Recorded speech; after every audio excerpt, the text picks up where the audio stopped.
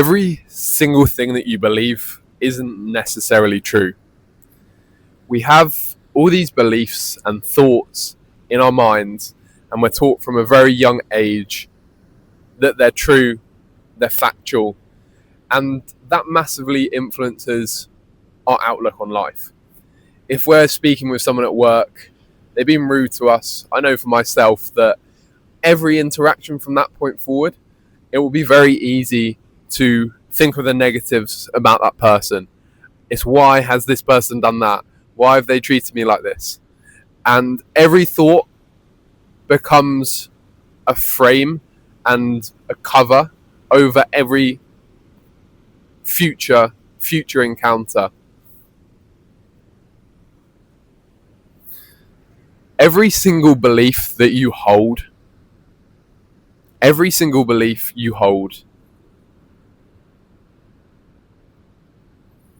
with every single belief that you hold, none of them are objectively true.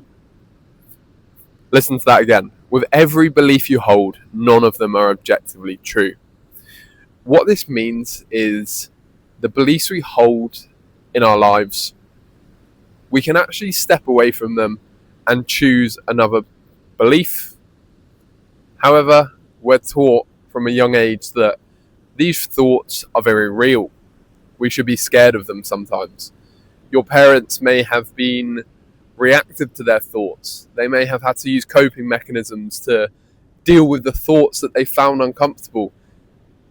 And the reason they found them uncomfortable, because they believe them to be true. And you may be in a similar experience where you have limiting beliefs. They hold you back. They prevent you from doing what you want to in life. But often we can't see and have perspective on our own thoughts, which is why we need friendships. We need people to speak to. Because as soon as we speak to that friend, they put our worries into perspective. Imagine if we distrusted our thoughts more. I think as modern humans, we're so in our heads. And as men, particularly, we get stuck with the thoughts in our head. We start to believe everything in our mind that pops up. Instead of this, we can look to question what's going on in the dome and ask ourselves, are these beliefs that I'm having, are they objectively true? Or were they just created for me as a way to maybe feel safe? If you had a parent who had low mood, depression, maybe I've adapted this belief that I need to be funny, I need to entertain people. It doesn't sound like the worst thing in the world, but trust me, I've had that experience where I feel I need to impress people, and it makes social interactions tiring. It makes it that makes your whole experience where you're becoming a people pleaser, which can massively impact the quality of your life. So with our beliefs, it's so important we reflect on them and question them.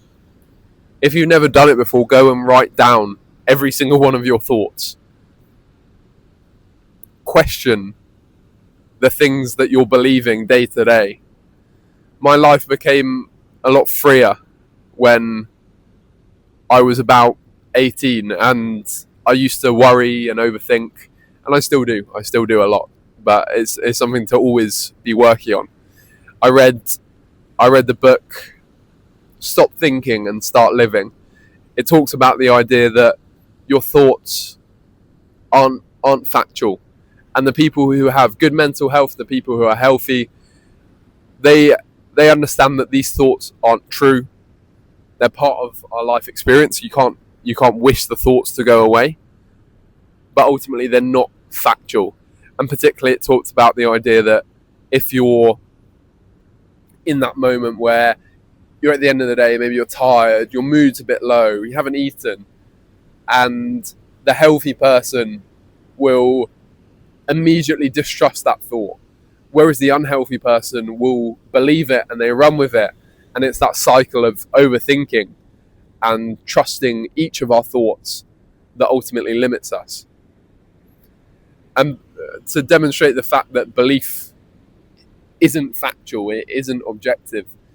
You see so many people online. You can look at my video and you might think, oh, you're sat on a nice beach. What do you do for work? And you then become curious. You maybe place yourself at lower status than the people you're seeing online. I might have filmed the video facing that way, and there's a little river coming out, which could be sewage, who knows? And it doesn't look as pretty as this view. So what I'm trying to say is that everything is highly subjective. Every single one of your beliefs can be rewritten. It's often about how important in that moment is it for you to change that belief.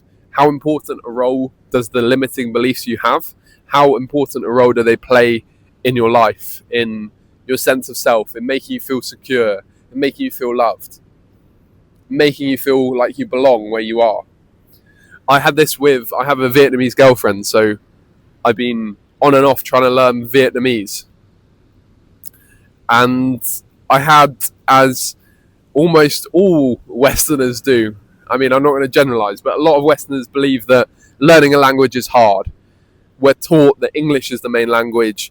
We're taught passed down from our parents the belief that learning a language, we don't need to do it because everyone speaks English. We're lucky. And it's interesting how that impacts my ability to learn Vietnamese. It took a lot of time of me doing a few lessons, stopping, doing a few lessons, and I've got back into it now. And I think a big part of that is changing my belief, repeating to myself that I can learn this language.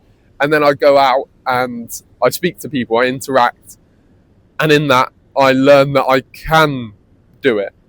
It's a tonal language, so there are difficulties and challenges, but by telling myself that I can speak the language, by telling myself that I just need to interact, I get that positive reinforcement. And I had a reason to change that belief. I look at other beliefs in my life, maybe if it's talking about money, how much I could be earning.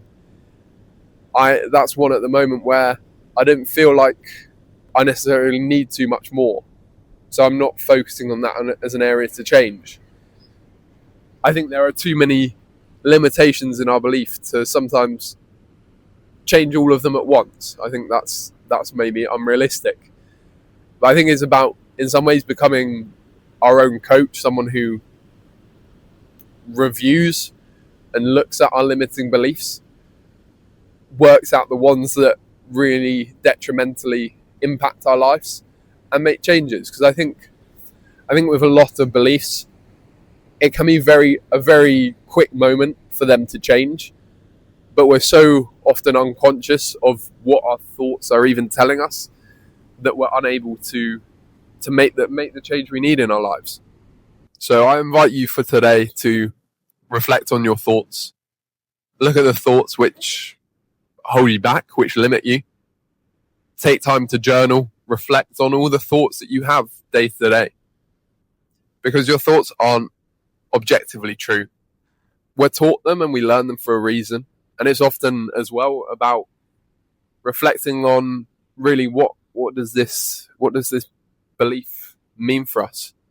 What sort of role does it play in our life? Because we also need to reflect on a role that's a thought, a belief that's maybe protected us for years and years, that's made us feel safe, made us maybe feel comfortable in our hometown, where we have a belief we need to stay small.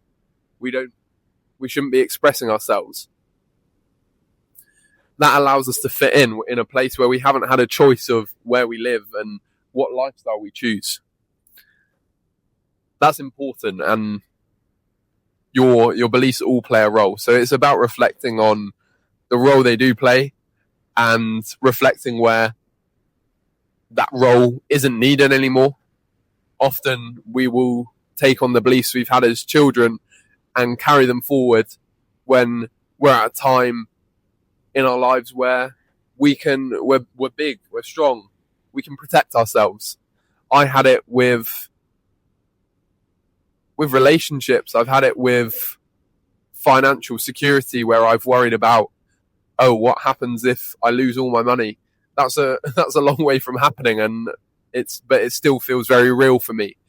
I fear what happens if I'm just alone in the world and I can't ask for help, and I feel stuck in that way. So it's not that any of these things are wrong, it's just they're not objectively true.